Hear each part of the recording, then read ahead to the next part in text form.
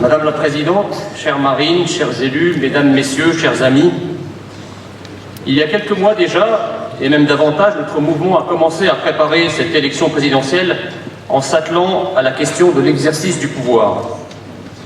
Il y a d'abord des CAP qui travaillent d'arrache-pied depuis des années sur un large spectre de domaines, de l'économie à l'agriculture, en passant par la justice, la défense ou encore l'environnement. Puis, un à un, des collectifs et des cercles ont vu le jour, s'emparant de tous les sujets qui nous permettaient de tester la pertinence de nos idées et de développer des solutions intelligentes destinées à remédier à la situation de notre pays. Toutes ces structures, CAP, collectifs, cercles, auxquels je veux ici rendre un vibrant hommage, ont permis à notre mouvement de disposer d'une véritable armature programmatique, tout à la fois générale et pointue. Plus récemment, des cadres supérieurs du public et du privé en grand nombre sont venus soutenir la candidature de Marine Le Pen à l'élection présidentielle. Ce sont les Horaces, dont j'ai l'honneur d'être le porte-parole, qui ont travaillé tantôt en appui, tantôt comme force de proposition opérationnelle par un travail complémentaire de synthèse et de chiffrage. Marine m'a fait l'honneur de me nommer coordinateur de son projet présidentiel en m'accordant une confiance dont j'espère avoir été digne. À ce titre, il m'est revenu la tâche de coordonner et de piloter le dispositif programmatique afin de faire travailler ensemble des personnes de profils, d'horizons et de sensibilités différentes, avec pour mission de faire émerger un projet réaliste répondant à la situation de la France, aux exigences et aux rêves des Français, et en redonnant à notre pays une vision et une ambition nationale. Je nous félicite sincèrement de la tenue des contributions, du dévouement, du sens des responsabilités de chacun. Assumant un des exercices obligés d'une élection et qui fait l'intérêt majeur d'une démocratie, nous avons, je le crois profondément, su rassembler des personnes de très haut niveau et exprimer les aspirations réelles des Français, telles que notre mouvement les perçoit depuis des décennies et que le contact privilégié que nous avons avec le terrain, avec la France profonde, nous permet plus particulièrement de mettre à profit aujourd'hui. Dans ce contexte, plus que jamais, à l'approche de l'exercice du pouvoir et devant l'affligeante accusation d'incompétence formulée selon les mêmes termes employés par la presse européiste à l'approche du Brexit ou avant l'élection de Donald Trump, nous pouvons être sereins devant la qualité de notre programme. Nous avons réuni des hauts fonctionnaires de premier plan, des magistrats, des juges, des avocats, des économistes qui font autorité, des hauts gradés de l'armée et de la police, des médecins et des professionnels de santé, des professeurs des écoles et des universités, des agrégés, des chercheurs, des penseurs, des capitaines d'industrie, des cadres dirigeants de grandes entreprises et des patrons de PME. Nous avons, avec une réelle humilité, voulu ensemble donner chair à notre dynamique politique et l'incarner dans les défis de notre temps et dans les défis propres à cette année inédite. Je ne peux que les en remercier, d'autant que grâce à eux, nous avons su prouver que si les élections ont toutes leurs spécificités et celle de 2017 n'y fait pas exception, nous n'en sommes pas moins fidèles aux grands principes qui ont donné à notre mouvement cet esprit visionnaire qu'on nous envie. Quels sont ces grands principes? L'identité nationale d'une part, selon laquelle la France de demain ne serait plus la France de toujours, celle que nous aimons et pour laquelle nous nous battons tous. La souveraineté ensuite, sans laquelle la France ne sera qu'un enfant mineur, incapable de prendre ses responsabilités devant l'histoire. S'agissant de l'identité nationale, tout d'abord, nous voulons, comme à toutes les grandes échéances électorales, poursuivre le combat et remporter la victoire pour redonner à la France de l'âme et de la respiration afin de recréer les conditions d'une authentique communauté nationale. Depuis plusieurs décennies, la culture dite française s'est égarée dans la recherche libertaire et libérale d'un individu roi, doté, paraît-il, de toutes les libertés morales, y compris celle de ne s'accomplir que dans le culte de l'argent, dans un cadre européiste et mondialisé. Cette définition-là de la France n'est pas la vôtre, Madame la Présidente, ce n'est pas la nôtre. Notre identité, c'est une histoire, c'est une langue, une culture, des traditions et surtout des valeurs. Nous avons un héritage moral, spirituel, intellectuel et même religieux qui nous a appris à travers les siècles de notre histoire à penser que la France est faite d'êtres incarnés, libres et doués d'une âme, fiers du collectif,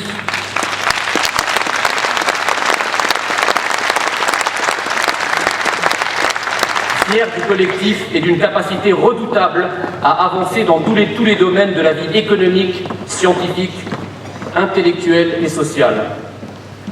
Cette France-là a une colonne vertébrale, marche tête haute, va de l'avant et entraîne à sa suite non seulement tout un peuple, mais aussi souvent d'autres peuples. Dans cette France-là, dont vous êtes, Madame la Présidente, la parfaite incarnation, il n'y a que des citoyens, et non des individus shootés à l'argent roi et condamnés à se communautariser pour se protéger au détriment de l'envie de partager un destin collectif et un avenir commun.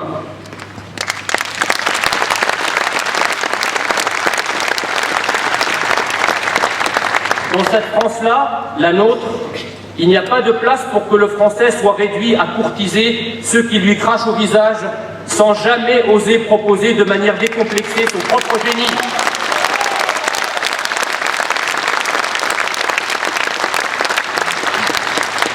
Il n'y a pas de place pour réduire l'homme à la servitude d'obéir, et d'obéir en particulier à d'autres gouvernements ou à des maîtres extérieurs.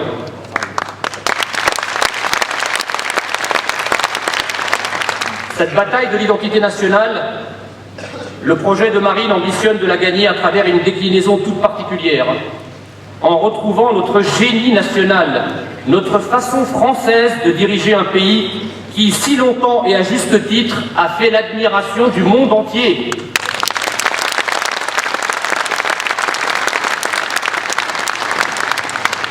Il y a encore peu de temps, on décrivait la France comme un pays où la politique était formidable, équilibrée, élevée et capable d'agir grâce à une administration compétente, patriote, intelligente et dévouée. Avec Marine, présidente de la République, nous sommes capables de renouer avec ce génie français qui sait faire une synthèse par le haut. Pas une synthèse de commission où on noie le poisson dans ce qu'on appelle, avec la pudeur de l'échec annoncé, un consensus, mais une synthèse qui fait qu'il y a quelques siècles, un Henri IV faisait des protestants et des catholiques un seul peuple.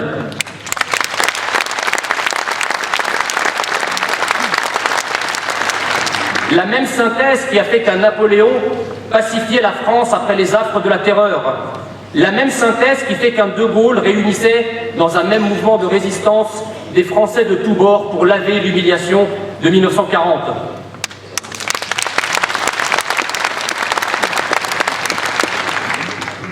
Le génie français, chers amis, c'est notre capacité, encore une fois enviée par le monde entier aux meilleures heures de notre histoire, à garder raison et à tenir la ligne de crête entre l'intelligence de l'État régalien, stratège et protecteur d'une part, et l'innovation de nos entrepreneurs dans le cadre d'une économie libre de marché d'autre part. Cet équilibre typiquement français, nous l'avons mis au cœur de notre programme, car nul, mieux que vous, Madame la Présidente, ne peut le personnifier.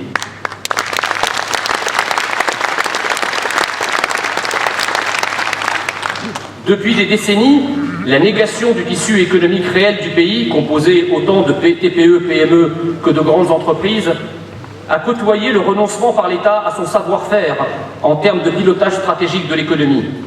Ainsi, nous avons connu un développement économique inégal, sacrifiant des régions entières de notre beau pays, négligeant des pans entiers de l'économie au profit d'une tertiarisation forcée de notre modèle, laissant sur le côté de la route des entreprises prometteuses mais non financées et provoquant la ruine de notre industrie. De l'autre côté, l'État gonflait au gré de l'explosion de la fonction publique territoriale, reculant sur ses fonctions régaliennes majeures et renonçait à assurer à nos concitoyens l'avenir qu'il leur avait toujours garanti depuis des siècles. Le dévoiement de l'État par son infiltration dans des sphères inutiles de la vie quotidienne, au lieu de cultiver l'autorité de ses missions régaliennes et stratégiques, a nui au développement du pays. L'État en France, chers amis, doit rester fidèle à son génie multiséculaire, qui a su gérer bien des contextes historiques variés, bien des étapes changeantes de notre développement économique, et qui ne demande qu'à être intelligemment actualisé en 2017 pour redonner un cap à notre pays. Attaché à une économie libre de marché, nous pouvons compter néanmoins sur l'historique de notre développement économique depuis des siècles pour redonner à l'État en France un rôle crucial dans la définition des priorités stratégiques, dans l'appui aux initiatives qui préparent l'avenir et dans la régulation des flux à nos frontières, qu'ils soient économiques, financiers ou migratoires. En ce sens, l'identité et le génie français nous amènent très naturellement à la souveraineté. Car renouer avec notre identité nationale, avec notre génie national propre, c'est mettre fin à cette recherche obsessionnelle par nos adversaires politiques de solutions à l'étranger. Le fameux modèle allemand, le fameux modèle libéral anglais ou encore le modèle suédois, et le plus souvent à travers des structures supranationales comme l'Union européenne, telle que nous la connaissons aujourd'hui, l'OTAN ou encore l'ONU. Pris dans ce corset de tutelle, la France est comme tombée dans un état de minorité légale, dépendant du bon vouloir de maîtres étrangers. La France aujourd'hui, chers amis, est chez papa et maman. Maman, Banque Centrale Européenne, nous donne notre argent de poche. La Commission de Bruxelles nous dit comment il faut s'en servir et nous met des coups de martinet sur les doigts si nous dépensons mal.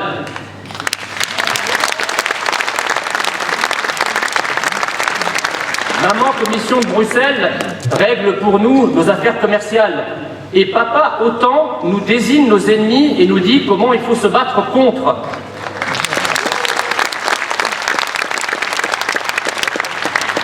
Sans parler de la CEDH qui, elle, est en charge du cours de catéchisme pour la France enfant. Chers amis, il est temps de ressusciter la France libre et indépendante.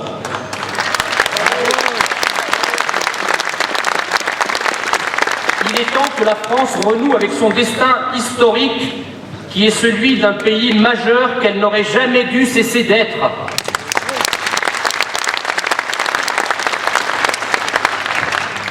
Notre programme n'ambitionne certainement pas de remplacer une idéologie par une autre, qui prétendrait, comme celle qui nous gouverne depuis des années, tout prévoir à l'avance et avoir réponse à tout. La quintessence de notre projet, c'est l'amour de la France et l'objectif ultime de notre action est le seul intérêt national.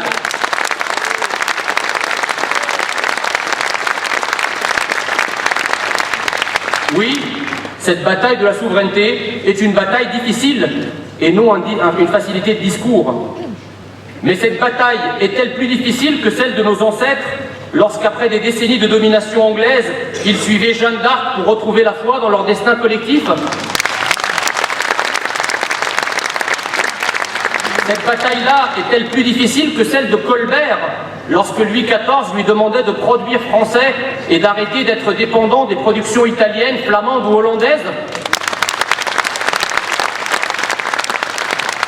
Cette bataille-là est-elle plus difficile que celle de redonner une voix à la France après les accords de Yalta en 1945? Non, elle n'est pas facile cette voie que nous voulons emprunter pour redevenir libres, mais elle n'est pas non plus difficile. Oui, sortir de l'Union européenne, de la zone euro ou encore de l'OTAN ne sera pas une promenade de santé. Mais nous assumons l'incertitude et l'inconfort qui vont avec toute liberté, car il faut toujours préférer le vertige de la liberté au confort de la tutelle.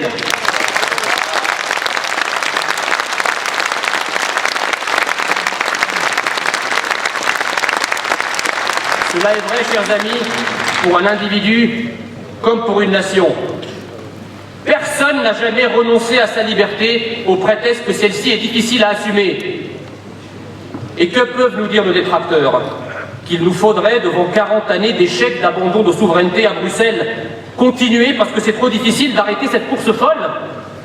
Ces détracteurs auraient-ils conseillé au commandant du Titanic de foncer dans l'iceberg et de renoncer à l'éviter seulement parce que la manœuvre était trop difficile?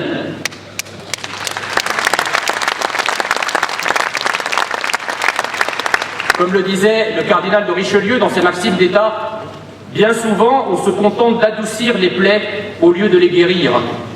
Eh bien nous voulons guérir les plaies et arrêter l'hémorragie avant qu'elles ne deviennent fatales.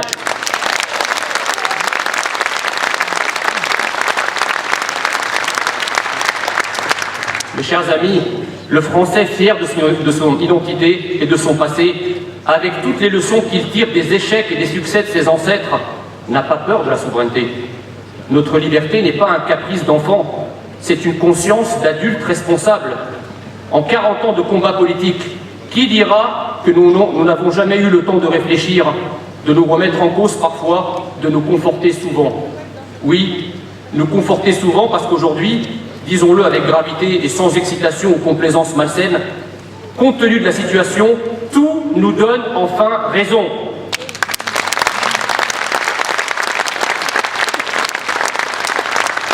Ce programme qui est le nôtre pour 2017, c'est aussi un programme qui incarne la spécificité du contexte global. L'histoire est en marche, et cela se sait maintenant en Grande-Bretagne, aux États-Unis, mais aussi chez de nombreux peuples du continent européen. À ces peuples comme aux nôtres, on a vendu les théories fumeuses sur la fin de l'histoire, la fin de la politique, le tout gestionnaire, le tout économique, et surtout une promesse de prospérité sans fin qui ne s'est jamais concrétisée. Les peuples ne veulent plus de ces promesses sans lendemain, qui n'ont au fond pour seul but que de dissoudre la nation, annihiler la patrie et enterrer notre histoire, notre génie et donc notre avenir.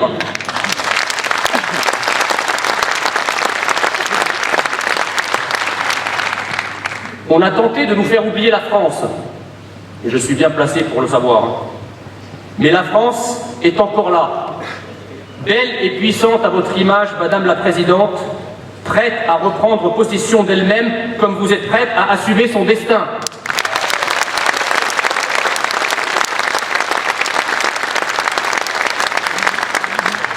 Chers amis, une page est en train de se tourner. Les uns après les autres, les peuples veulent dire non au tout libéral, au flux migratoire sans projet ni capacité d'assimilation, à l'absence de frontières, aux maisons sans porte ni fenêtre ouvertes à des vents glaciaux dont le foyer finirait par s'éteindre inexorablement. La braise est encore là. Le feu peut reprendre et le feu doit reprendre. Les peuples le savent et la France, tout particulièrement, le veut. La parenthèse du mondialisme, de l'européisme et de l'immigrationnisme est partout en train de se refermer. C'est le grand retour des États-nations et le grand retour des peuples. En clair, c'est le retour du monde tel qu'il a été façonné par la France il y a des siècles, du monde dans lequel la France savait jouer un rôle grand par définition.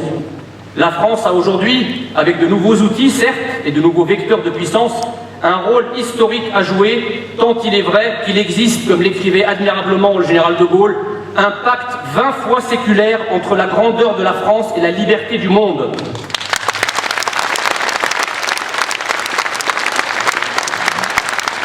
Face à ce monde en gestation, seul le programme de Marine va dans le sens de l'histoire. Marine porte depuis des années les contours du paradigme qui est en train de façonner aujourd'hui les pays anglo-saxons. Si on l'avait écouté plus tôt, la France aurait été à la pointe de ce changement. Mais mieux vaut tard que jamais, et la France n'a certainement pas 5 années supplémentaires à perdre. Or, les autres candidats à la présidence de la République ont des programmes passéistes, des programmes qui appartiennent à l'ancien monde. Monsieur Macron offre son visage nouveau et jeune à des solutions tellement vieilles et convenues qu'il est devenu le Dorian Gray de la politique française. L'ambition se dissimule à peine, tandis que son intelligence, hélas, ne sert qu'à maquiller les solutions d'hier. Ne vous avisez pas de demander le programme de Macron en librairie, ils vous répondront qu'ils ne font pas les périodiques.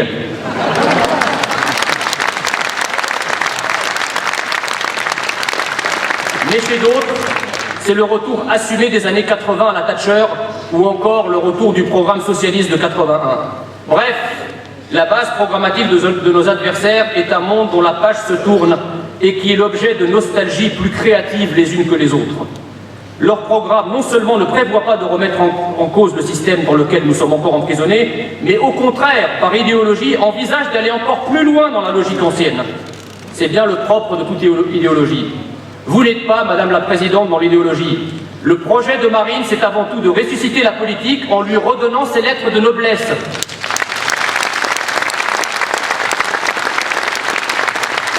Permettez-moi de terminer par un rappel historique qui n'est pas tout à fait anodin.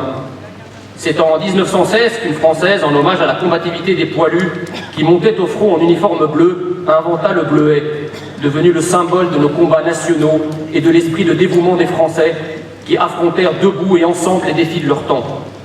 Un siècle plus tard, nous avons non seulement une rose bleue comme symbole de notre combat, écho de notre compatibilité historique, mais aussi de belles batailles récemment gagnées pour endiguer le mal de notre temps.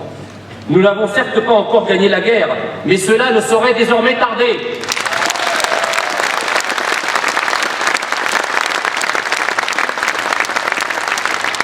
Avec Marine, et grâce à cet effort collectif pour nous doter d'un programme raisonné, éclairé, chiffré, argumenté et réalisé par des personnes prêtes à exercer le pouvoir, nous sommes aujourd'hui en mesure de dire que cette bataille va non seulement être décisive, mais qu'elle sera, je n'en doute pas un instant, gagnée pour mettre un terme à cette guerre et restaurer la France dans sa grandeur.